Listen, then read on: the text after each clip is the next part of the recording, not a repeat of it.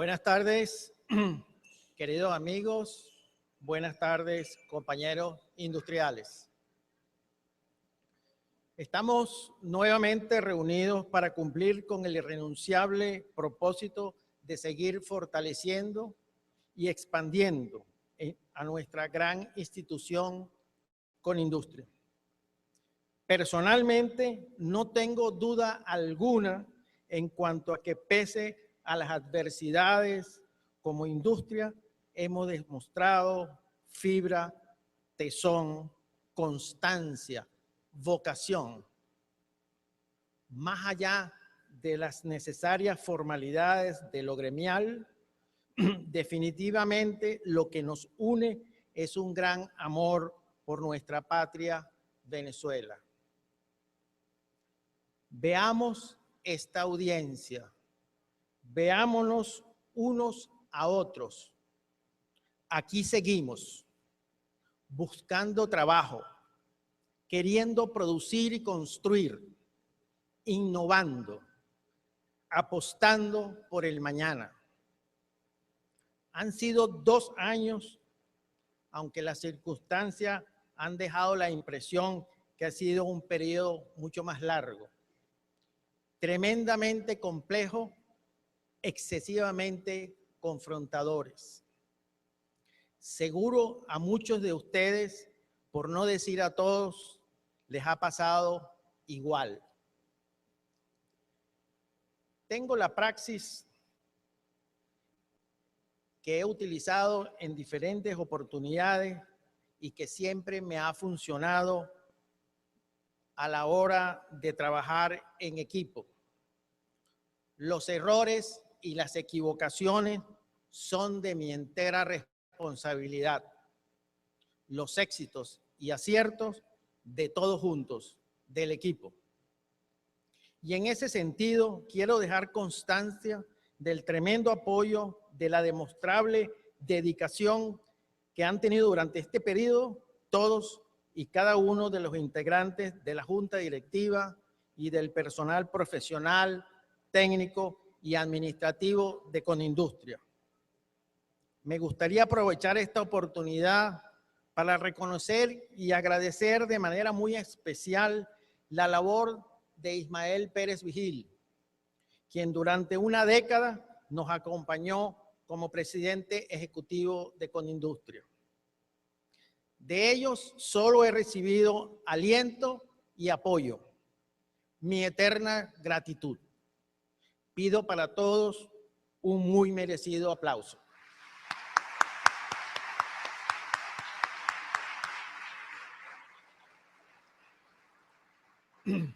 Luego de las extraordinarias intervenciones que me han precedido, en mis últimas palabras como presidente de Conindustria, no solo seré breve, sino también directo y preciso. Para comenzar, reconozcamos dónde nos ubicamos y en qué momento de la historia nos ha tocado actuar y decidir. Nuestras industrias hoy sufren los efectos de un proceso de recesión que se manifiesta en la contracción de la economía, sin carga ideológica, sin sesgo político. Todos reconocemos una difícil situación para atender las finanzas internas y encarar las cuentas externas de la República. En todos los ámbitos de nuestra economía se identifican déficits y desequilibrios acumulados. En primer lugar, en nuestra principal actividad como nación, la petrolera, los presagios y las predicciones se transformaron en realidad, en dura realidad. Basta poner un simple ejemplo con cierto viso personal. La semana que me tocó juramentarme ante ustedes como presidente de Conindustria, el barril promedio del petróleo venezolano se cotizaba a $100.60. Hoy, 24 meses después, su precio es de 55,37 centavos. Es decir, un 44,93% menos. Sabemos que los ingresos petroleros financian una parte importante del presupuesto de ingresos ordinarios del gobierno y adicionalmente esa actividad dinamiza muchos otros sectores y subsectores aquí presentes. En segundo lugar, la inflación nos redefine día a día. Cada una de nuestras cadenas de valor se encuentran atrapadas en ese indetenible círculo de incremento de costos de producción que deben ser incluidos en los precios para regresar de nuevo como incremento de costo, sin que se ofrezca desde las instancias responsables soluciones o decisiones creíbles que rompan dicho círculo vicioso.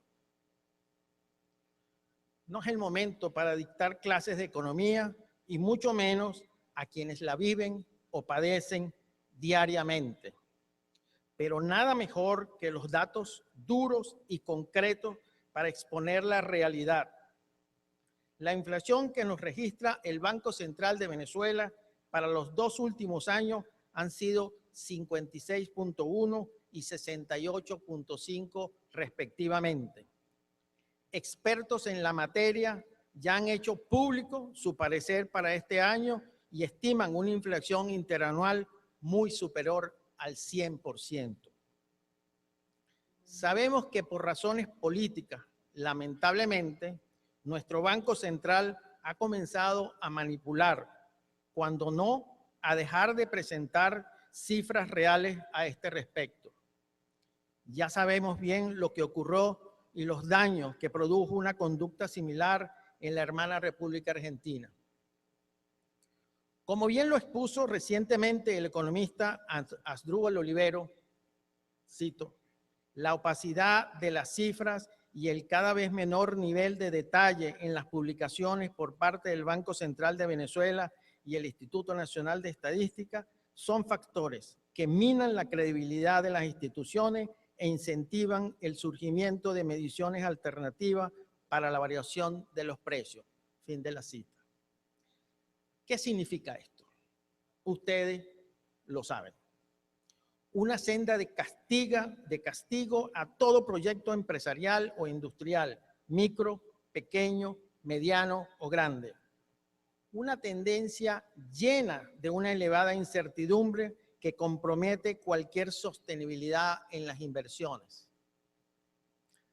A este respecto, es valiosa la afirmación que recientemente publicara el amigo de esta casa, académico y economista, Pedro Palma, señalando que resulta insólito que nos neguemos a aprender de las exitosas experiencias de nuestros vecinos, quienes a través de medidas muy concretas lograron combatir la inflación. Señala Palma que imponer disciplina fiscal y monetaria, devolverle la autonomía al Banco Central, estimular la oferta de incentivos a la inversión reproductiva y desmantelar los controles y regulaciones que impiden el funcionamiento racional de los mercados son medidas muy concretas que ya aplican con éxito países y gobiernos que le han ganado la batalla a la inflación. En tercer lugar, nuestro mercado cambiario.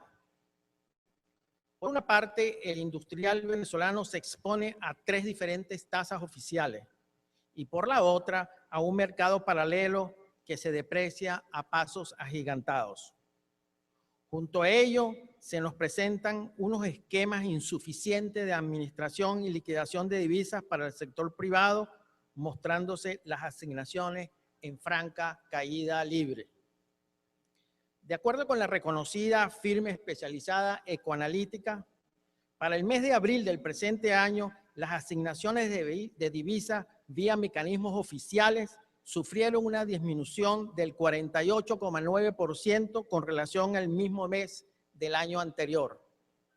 Ante tan lamentable situación, el gobierno nacional reitera su posición de no abrirse al diálogo con los actores productivos, a no formular una estrategia cambiaria de largo plazo, manteniéndonos a todos, como dice el venezolano de a pie. surfeando sobre lo que cada vez tenemos menos. En cuarto lugar, un elemento que impacta negativamente nuestra actividad productiva, la escasez. Desde la presidencia de Conindustria la observamos cotidianamente.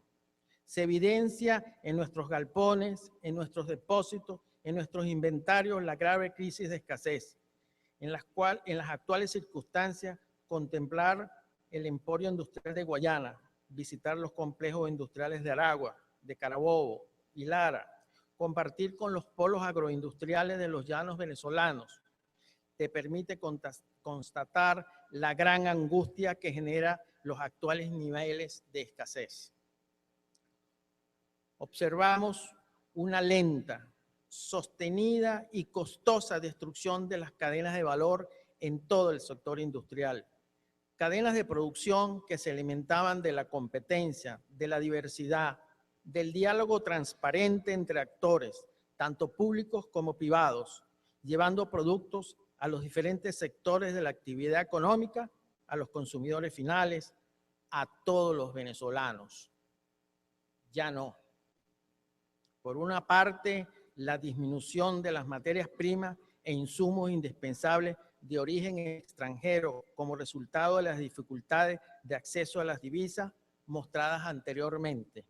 Y por la otra, un irresponsable manejo de las industrias proveedoras de materias primas nacionales, hoy en poder del gobierno, que han comprometido negativamente el suministro de las mismas al sector transformador. Ya no hay suficiente desde ninguna parte, en ninguna parte. Al final de estas nuevas realidades de escasez, una gran injusticia, el padecimiento, la angustia, la desesperanza se traslada hacia el trabajador y el hogar venezolano. En la última cifra oficial, abril 2013, ya el índice de escasez acumulaba 9 meses por encima del 20%. La empresa Data Analysis, que lleva un riguroso seguimiento de este aspecto de nuestra economía, indica que en marzo de 2015 una escasez promedio para 8 de los principales rubros alimenticios del orden del 79,9%. No necesito y no hace falta extenderme un segundo a este respecto. Todos ustedes ven clara y diariamente lo que ocurre en el tramo final de las principales cadenas de abastecimiento del país, en la farmacia, los automercados, entre los distribuidores de automóviles y autopartes, en diarios y editoriales, en los inventarios de los hospitales. Eso mismo lo vivimos en nuestras operaciones de producción porque nosotros también somos consumidores. Al palpar esta realidad que nos agobia, debemos recordar nuevamente que en los actuales momentos el sector público es el propietario de la mayor parte de los proveedores de materias primas nacionales en casi todas las cadenas industriales. En resumen, como dije al comienzo, estos 2 años, que se sienten como mucho más de 24 meses, en ese tiempo hemos presenciado una economía y un nivel de inversión es cada vez menor. Según el Banco Central de Venezuela, cuando ha brindado cifras, hasta el tercer trimestre del 2014, muestra que en los últimos 6 la inversión en la economía ha sido negativa.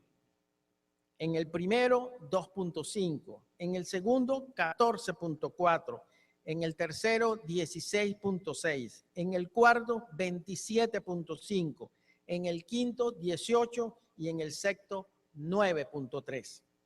A partir de esa fecha, el Banco Central no ha emitido nuevos reportes a este respecto. Si tomamos como referencia el cierre de 2007, encontraremos que el volumen de inversión acumulada hasta 2014 nos coloca en una situación inferior a 2007. Es decir, el stock de capital que sostiene la dinámica productiva es menor que hace 7 años. Este tema, al igual que otros aspectos que he abordado, se reflejan en la evolución del Producto Interno Bruto Manufacturero, cuyo comportamiento reciente es sintomático de la situación crítica que estamos revisando. En términos coyunturales, no existen mediciones oficiales, pero en Conindustria tenemos sistematizado una consulta cualitativa permanente a nuestro sector, la encuesta de coyuntura trimestral. En la medición correspondiente al primer trimestre de 2015, se encontró que el 67% de las industrias consultadas reportó que su producción cayó en este trimestre, cuando ya el 58% había acusado una contracción en el trimestre anterior. Eso señala que la contracción continúa acentuándose. En esta consulta, nuestro sector señaló que el acceso a materias primas y a las divisas, así como la incertidumbre, fueron los principales obstáculos para aumentar la producción durante ese trimestre. Sin embargo, no pierdo jamás la esperanza, el optimismo, el deseo de encontrar un camino para avanzar a pesar de los obstáculos que hemos señalado. Por ello, es que compartir con ustedes en el día a día nos ha llevado a estudiar, a comprender cómo otras naciones han pasado por situaciones iguales o peores y han logrado concretar con éxito su proceso industrializador. Aquí el caso de Corea del Sur. Comenzó hace apenas 50 años con una capacidad productiva completamente destruida. En 1962 define un plan de desarrollo económico, crea sus distritos industriales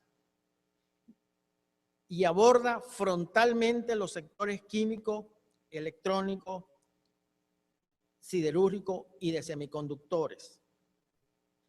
En sus comienzos, Corea del Sur no tenía ni tradición industrial ni la infraestructura adecuada, ni siquiera pleno acceso a la electricidad y al alcantarillado.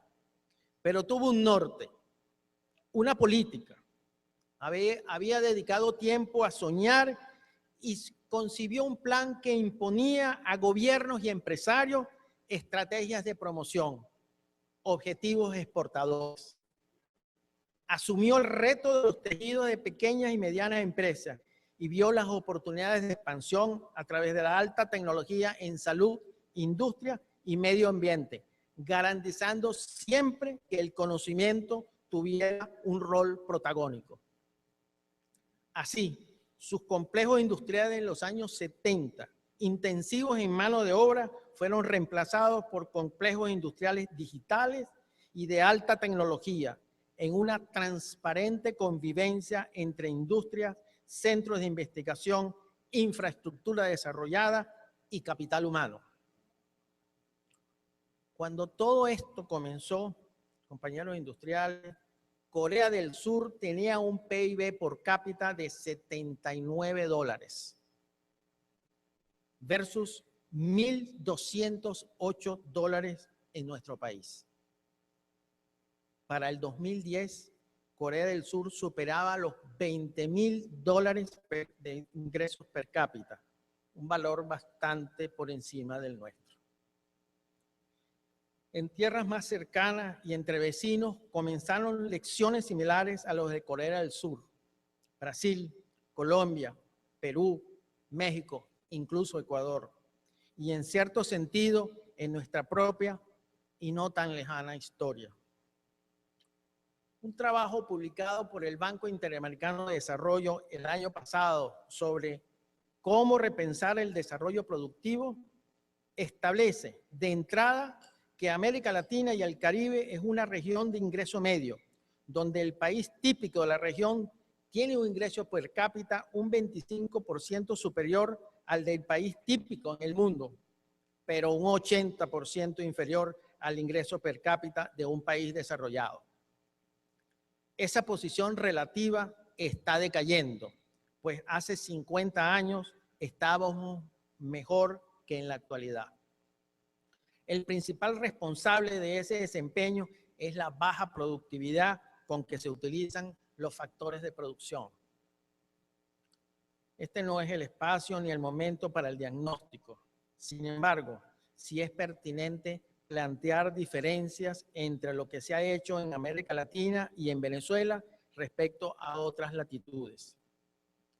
El diseño institucional es un campo fundamental y dentro de ello la relación entre el Estado y el sector privado. El contraste que quiero destacar es que las políticas asociadas con la sustitución de importaciones eran similares en Asia y en América Latina. En los países de Asia que inicialmente aplicaron algunas de estas políticas, especialmente en Corea y Taiwán, el Estado fue capaz de establecer incentivos temporales y vincularlos al desempeño. En América Latina, los gobiernos no gestionaron esas políticas eficientemente y, por el contrario, otorgaron incentivos sin atarlos al desempeño. Ahora bien, el proceso político determina bajo qué instituciones económicas se vivirá. Y son las instituciones políticas las que determinan cómo funciona ese proceso. Las instituciones políticas y económicas, a fin de cuentas, determinan el set de incentivos para las empresas, ciudadanos y políticos. En esos países que escogieron desarrollar instituciones económicas inclusivas, Acemoglu y Robinson, en su libro ¿Por qué fracasan los países?, definen como instituciones inclusivas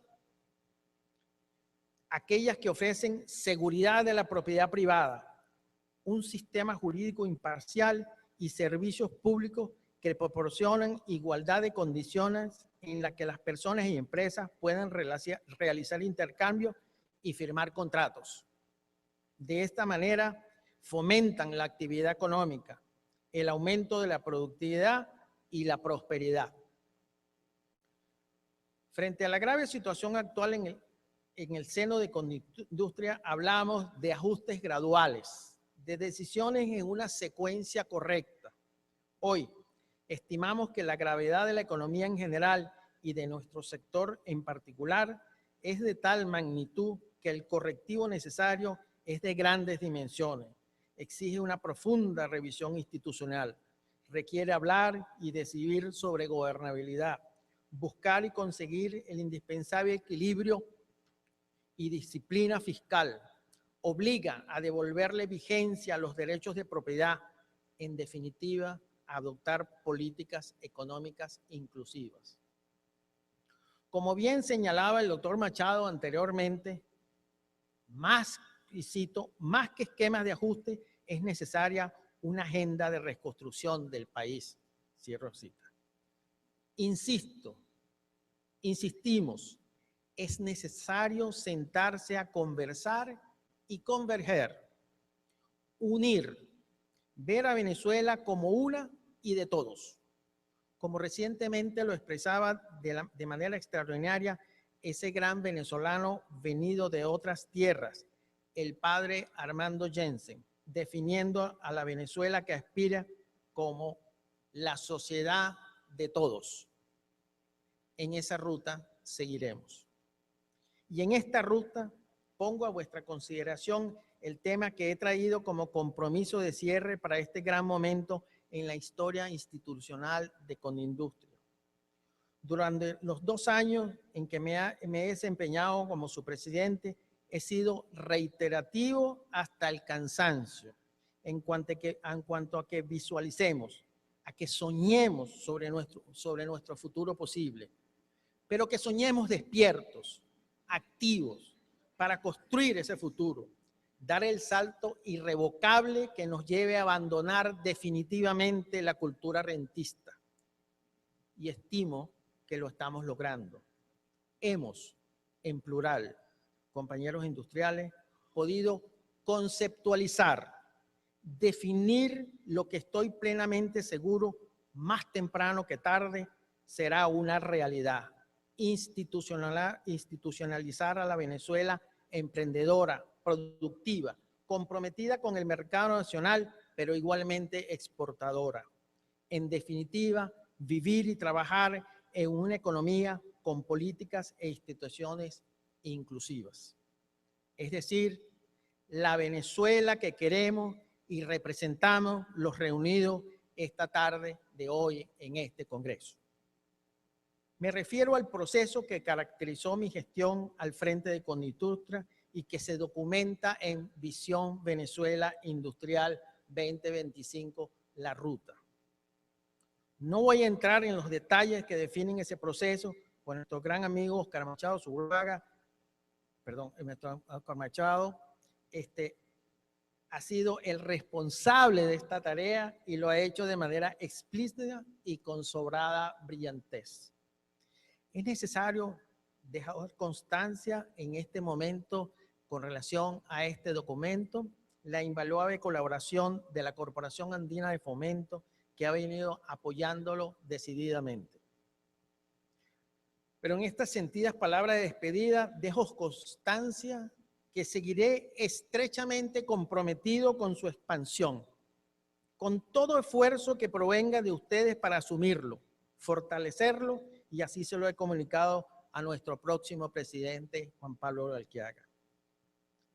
Sin desconocer, malinterpretar y mucho menos rehuir a la complejidad del presente que en cifras generales ya he expuesto, hemos encontrado tiempo y recursos para salir a buscar fortalezas y posibilidades entre ustedes. Y todos han respondido afirmativamente. Viéndolos de frente, identifico esta tarde a muchos protagonistas de la ruta. Avanzamos porque numerosos empresarios, jóvenes, emprendedores, académicos, trabajadores y profesionales de ambos sexos han aceptado renunciar al fracaso y a la incompetencia.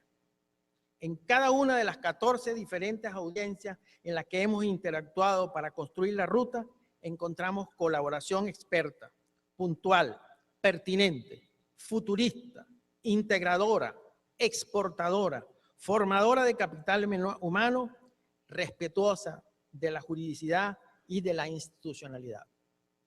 Mi opinión personal, una muy clara y directa.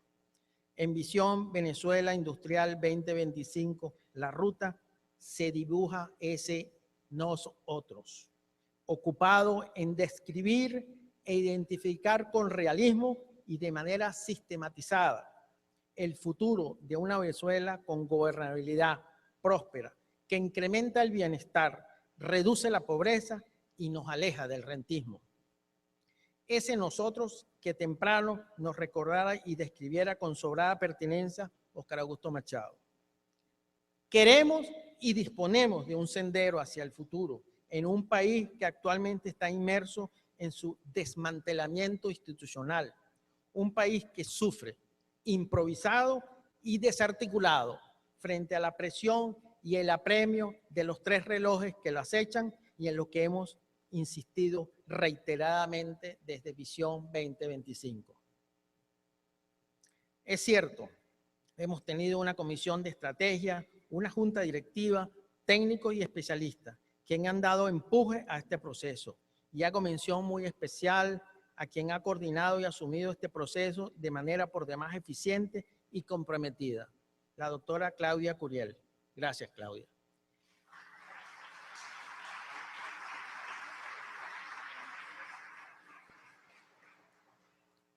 Me voy a tomar una licencia y es también agradecer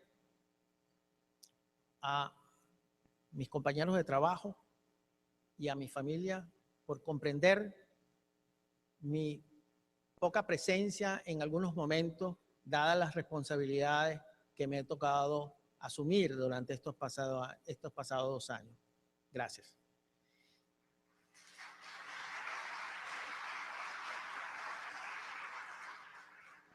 Pero lo esencial de este soñar despierto es que hemos encontrado en ustedes, en sus sectores, en sus regiones, confianza y optimismo para buscar el mejor de los futuros, Futuro que, como afirmamos en la Declaración de Principios de Visión Venezuela Industrial 2025, dice: ese futuro más allá del solo hecho petrolero, en un abierto e institucional pacto con los actores políticos y sociales, comprometidos en construir un país pujante, lleno de oportunidades y realizaciones en su sector industrial.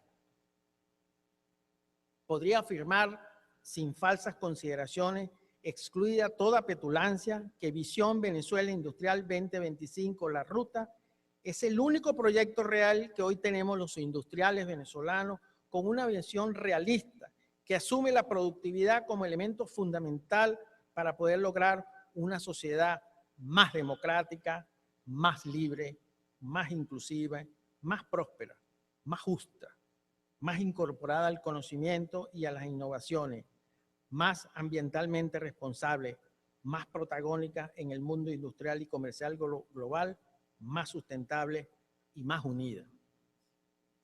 Al transferir la presidencia de nuestra institución al amigo industrial Juan Pablo Galquiara, de manera alguna me desligo de este ambicioso proyecto. En Condindustria y en la ruta estaré siempre. A ustedes, mi gratitud. Buenas tardes.